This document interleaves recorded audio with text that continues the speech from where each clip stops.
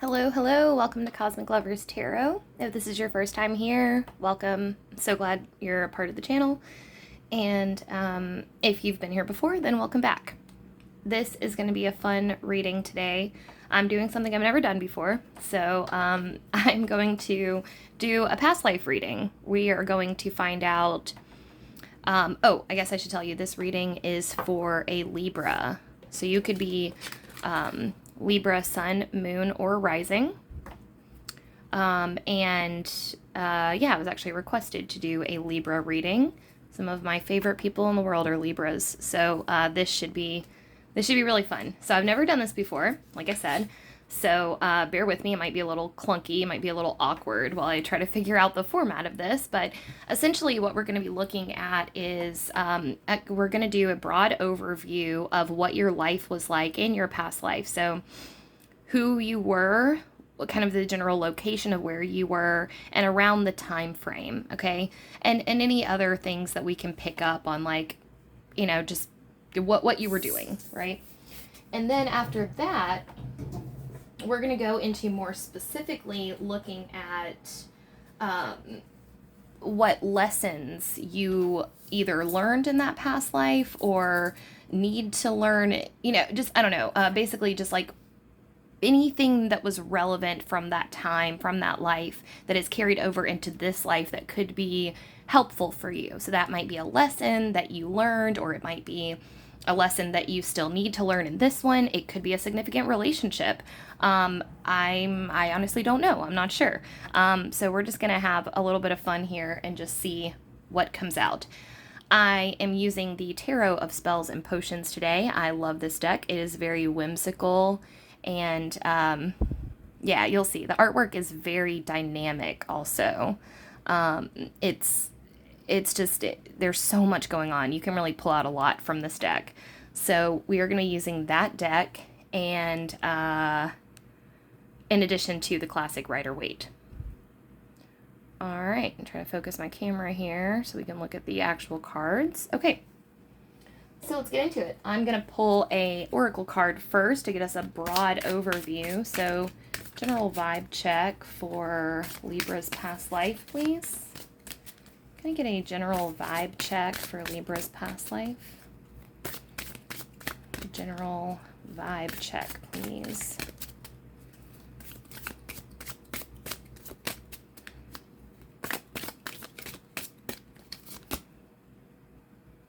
Merlina, you are confused and indecisive because you do not have enough information.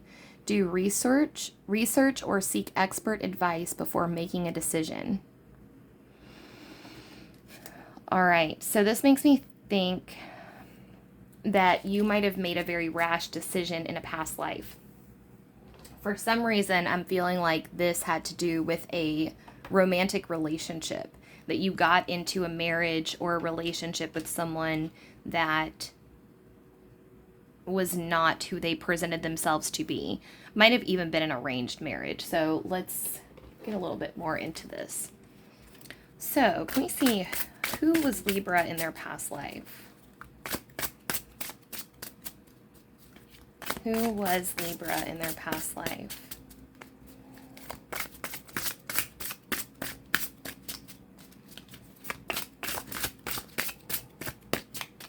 Who was Libra in their past life?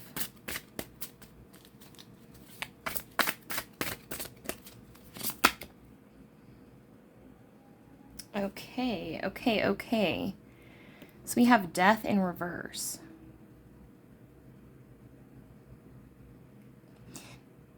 This makes me think that you might have been a soldier for some reason. I mean, yeah, I feel like you saw a lot of death. You might have been, okay, you might have been in the midst of a war. Actually, hold on a second. You actually might have narrowly escaped death during a time when there was a lot of death. Okay, this is crazy, but I'm feeling like this was actually during like the plague time. So the time of the bubonic plague, which would have been, oh man, I want to say the 1400s, but you're going to have to probably double check me on that. It's been a long time since I researched the bubonic plague, but I'm seeing like for you guys, there was a lot of, it was at a time when death came for a lot of people and spared you. Yeah. So I'm really drawn to this, like, this vomity substance right here. It really feels like there was a lot of sickness. There was a lot of sickness. And okay, and here's the thing. I actually might be getting different messages for different Libras. So depending on if you're watching this or who's watching this. So I'm seeing for some of you it's the bubonic plague. It could also have been like smallpox,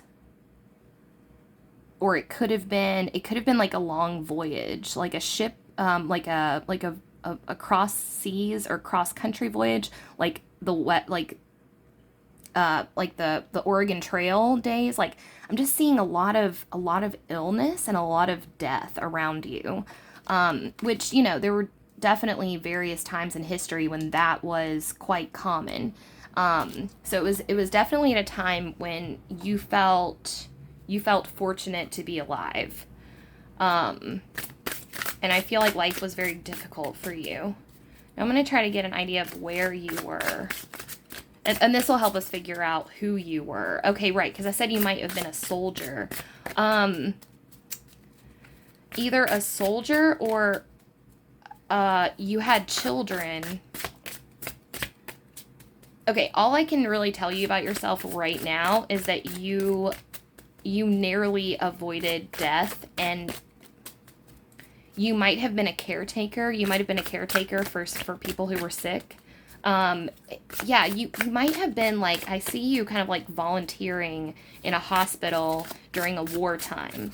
So, okay, so yeah, there's definitely like a war element going on here. So it could be that you were like a volunteer nurse, or it could be that you were actually a soldier. I'm not sure. I'm hoping that we'll get more information as this goes on. Okay, so where were they? Where were they? Oh, okay. Okay. We've got Queen of Cups in reverse. This could indicate that you were close to water, but I'm hearing motherland. So, like, thinking this is in Great Britain, honestly. Okay, so I'm feeling this was Great Britain in a time right before a queen came to power. So, like, Okay, it's funny because when I pulled your death card, one of my first thoughts was Henry VIII and using his guillotine on his wives. And like, 'cause at one point I was like, oh, you might be one of the wives of Henry VIII, but that's very specific and probably unlikely. But I think that was actually kind of a clue as to that time period. Oh, so, okay, I'm thinking, okay, definitely Great Britain.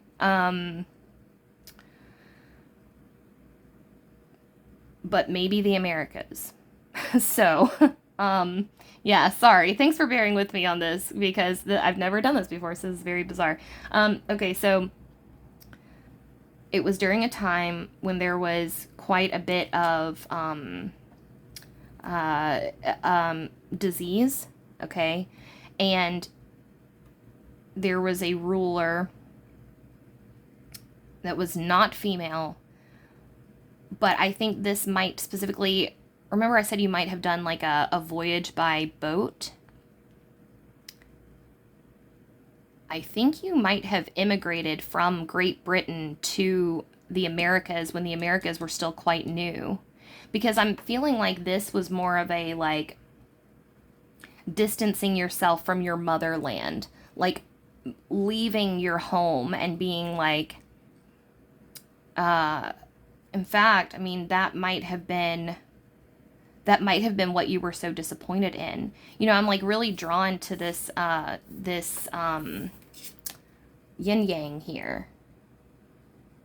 and that butterfly. And I'm feeling like you expected the new world to be kind of like a beautiful place full of possibility, and you were not prepared for how just like horrific it was once you got there. In terms of like, you were promised this beautiful voyage and this like embarking towards freedom, and then you got there and it was like, it was massacre city, and like everyone around you was dying, and you were just like, you know, okay, let's see. Okay, so the time frame. Okay, the time frame, Four of Wands in reverse, definitely feels like a war. Definitely feels like a war, because Four of Wands usually talks about like harmony and togetherness and cohesiveness. So this was during wartime. And like I said, you felt somebody pressured you to come with them to a new world.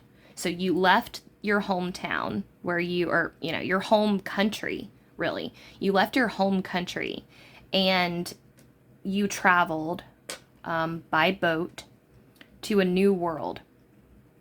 Now, this could be the Americas. This is definitely the Americas. I just don't know whether it's North America or South America.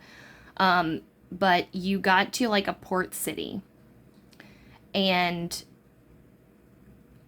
you lost people that were close to you on the voyage. You lost people that were close to you once you got there.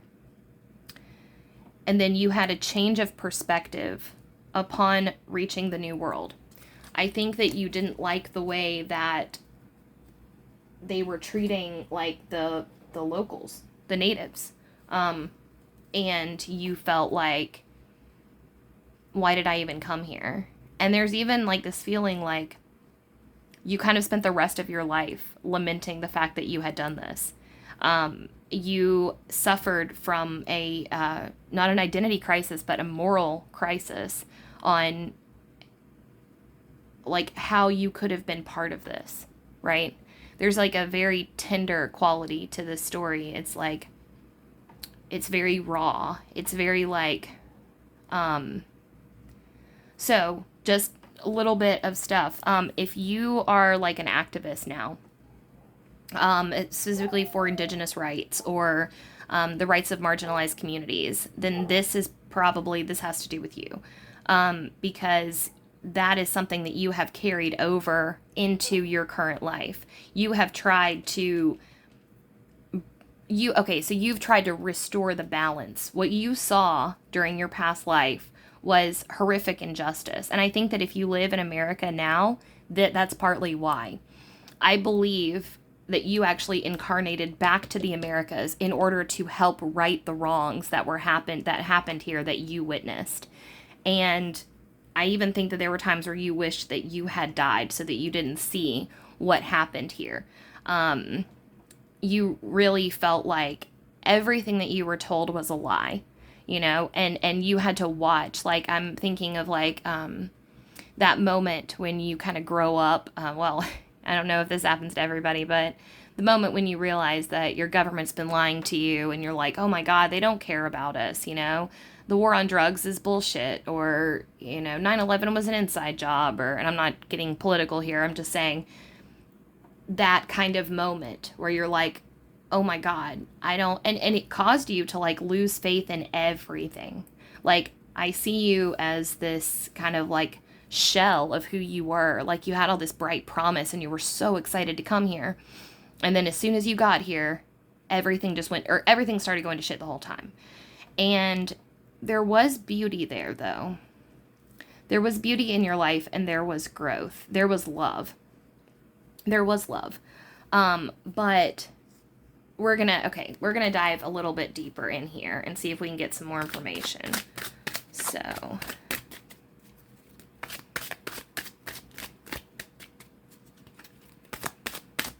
you loved the wildlife here.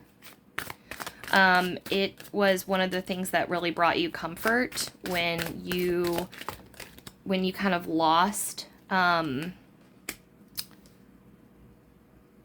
yes, you were very solitary, but guys, you definitely lived near the ocean, the water.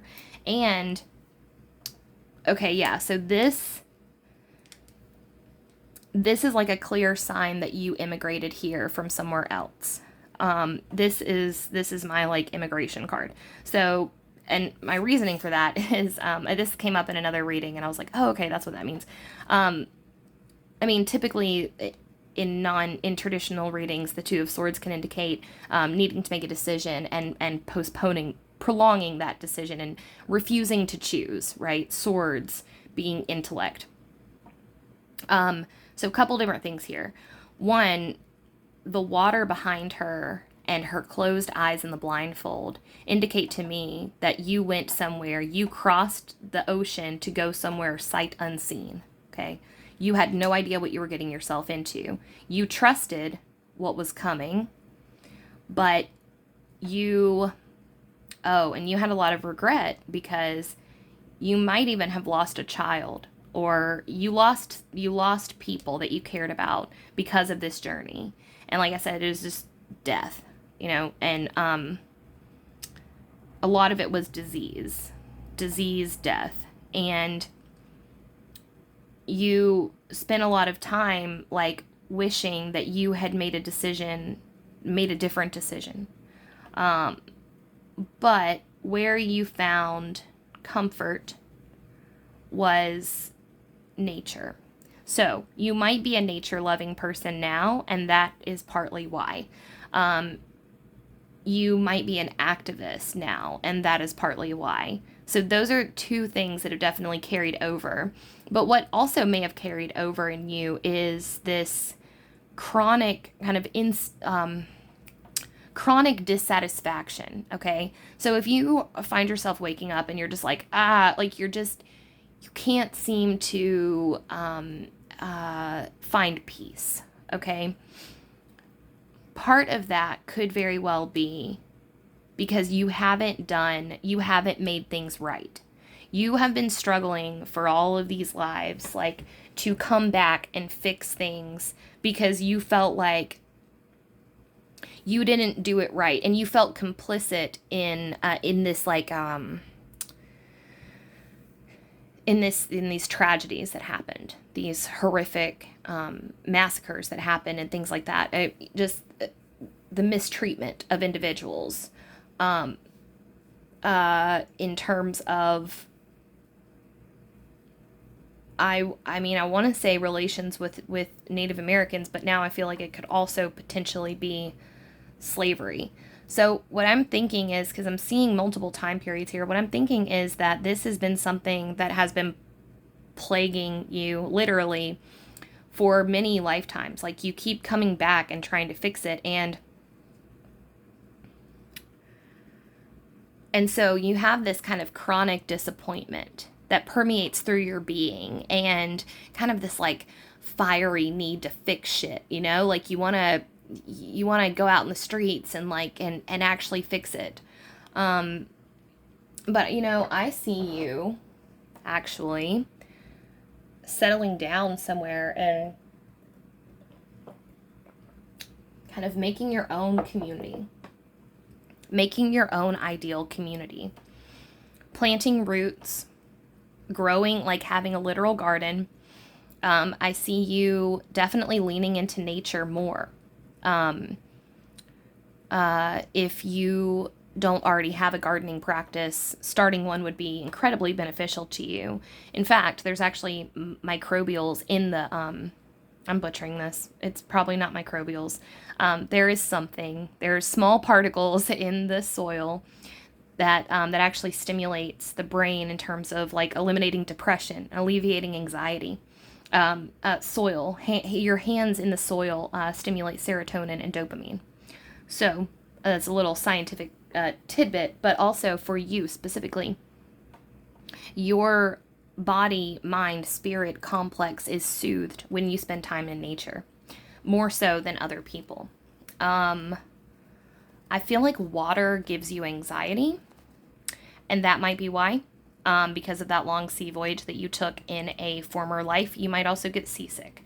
So I see you more as like being in the forest, being, around trees, but definitely a garden, starting a garden practice and just seeing like what you can make grow. So like, I understand the desire to smash shit and burn shit to the ground because you're upset. Okay.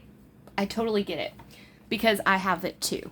I I also want to make shit burn, and like I get upset about the state of the world, and but there's a place and a time for both of those things. I feel like there's a place and a time to burn shit to the ground, and then there's a place and time to plant seeds and grow. And the kind of overarching message for you here is grow, grow, grow. Plant, plant, plant, nourish, nourish, nourish, and just like see what happens. Maybe anarchy is up your alley. Like joining an anarchist commune or a collective, and really just like being around people who want the same things as you. So, yeah. Right. Okay. So I think that you were in a relationship with someone, probably married to someone who did not share your values in terms of the person that you were with might have even committed these atrocities that hurt your heart so much. You had a lot of heartbreak because of this. But this person that you were spending time with here, they were being celebrated for those same things. And actually, like, so that caused a huge rift in your relationship, but you were not in any position to get out of that relationship, I mean, that wasn't going to happen. So you had an extra layer of guilt, this pensive, like, out of balance Queen of Cups. This is all about you being repressed. You had to repress this side of you because it wasn't socially acceptable for you to say, at that time and not in that place, to say, no, I'm not okay with what's going on, wouldn't have been acceptable. You would have been excommunicated. You would have been, essentially banished from your community, from your own tribe. And I think there was a lot of you that wanted to leave. You wanted to leave your community, but you knew that you couldn't. So that might also have carried over into your current reality. You actually might feel very out of place in your own ethnic group.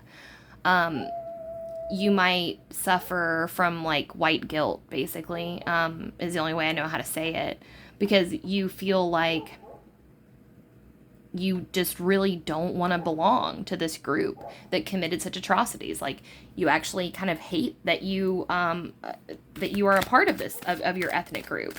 And you might spend a lot of time with people who are in a different ethnic group than you. All right. Yeah. So we got the Hermit for you. Yeah. Okay.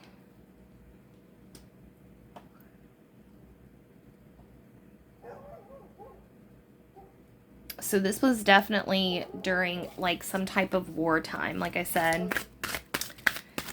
And I'm seeing, oh wow. Okay. Okay, so we got 4 of Wands that came out again. Oh, okay, I see what this is. Okay, so this was a wartime going on, but you were on the winning side of the war, okay? But you didn't feel like it. So this is you feeling all alone. Like, your side won, but you did not win because your heart was broken. You were so compassionate and so empathetic and so sympathetic towards the people who lost this battle, who lost this war, that you were like, these people are celebrating all around you. And they're like, we did it, we won. And you're sitting here like this. No, I didn't win. Meanwhile, your light's gone out. You're just like, yeah, it's really sad. It's so sad. But the cool thing about this is that you have this like really beautiful purpose and this like really beautiful vision, and I love how you keep coming back like to try to fix it, you know? And I think that like, okay, so now I'm seeing this really cool like montage of you in all your lives and all your future, like, wow, Libra, your dedication to your cause, your dedication to like making this world a better place has is so inspiring. It's unbelievable how inspiring it is. Like, you have not stopped. You have not stopped. Like, you are, and you're still doing it in this life too. That's what's so cool. Like, yeah, you should be really, really, really proud of yourself. Really proud of yourself. Um, I can't wait to see who watches this video, because this is really cool. Um, you know, it's really cool that Four of Wands came out twice in the same spot. I love when that happens. That's part of why I use double decks, two decks. Um, but yeah, I mean, essentially, guys, I'll just do like a brief recap here. So yeah, basically, you were part of the winning team, but you identified and sympathized with the losers. I say that because they're not fucking losers. You know, they're amazing. This community, this indigenous community, you were on the side of the indigenous community, but you were married to someone who was like, you know, spearheading the not the resistance, but the attack on this indigenous community. And you hated it. You hated every minute of it. And you had to just like bite your tongue and swallow your pride or swallow your rage, basically. And what happened is that rage built up inside of you so much that you keep coming back to the same place, you know, I mean, you might even have been like incarnating into the same like general region for the last, you know, 500 years or what have you, just to try to right this wrong. And so if you're watching this and this resonates with you, then what I would recommend that you do, if you don't already have an activist practice that you lean into, find one and lean into it, okay? Because that's probably what you're missing. Secondly, if you do have an activist practice, shift your focus right now. Like, basically, like, the universe is honoring your rage. The universe is going, yeah, you are right to be angry. What happened was awful. You know, you're a warrior. You're a badass warrior. And the universe recognizes your heart. And says, we know, like, basically you're being absolved. Like, the universe is like giving you a big hug and saying, hey, it's okay. We know that you didn't mean it, you know, but you are determined to like fix it and make it better, right? So they're saying that the best way for you to do that is twofold. One, focus on growth rather than destruction. So find joy, find places to celebrate, and find ways to connect with your community. You know, if you've been hermiting a little bit, get out of that and try to find places where you can really grow and thrive and make your community better. A community garden would be huge, right? A free store, opening a free store for people in your community. Volunteering with various organizations, like basically like getting out there and joining in something that's generative and not destructive. Now, that being said, that's not knocking destruction energy. Like, if you want to go protest and, you know, throw a rock through a Starbucks or whatever, that's fine too. However you want to express yourself is fine. But the kind of general like vibe I'm getting is like, you know, creation over destruction for right now, but, you know, anarchy, do what you need to do to, you know, but, and I'm not, obviously not encouraging someone to go commit, acts of vandalism or anything of the like, just saying, if that's where your heart is taking you. So anyways, yeah, so connecting with others, building something beautiful, building something that you can celebrate. And I think that kind of understanding why you have this undercurrent of discontent, and not to mention, Libra, like, our whole society is fucked. So your discontent is also honored, valued, seen, heard, appreciated, understood, we got you. We got your back. Like, it makes sense.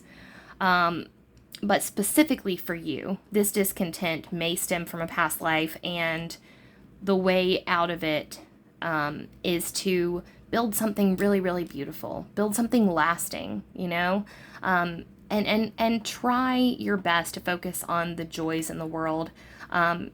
Just spend some time a day. Like, I admire your spirit so much, and how you find a problem and you root it out and you're like, aha, I've got this, and you're always looking for solutions. But shifting your perspective into maybe more of a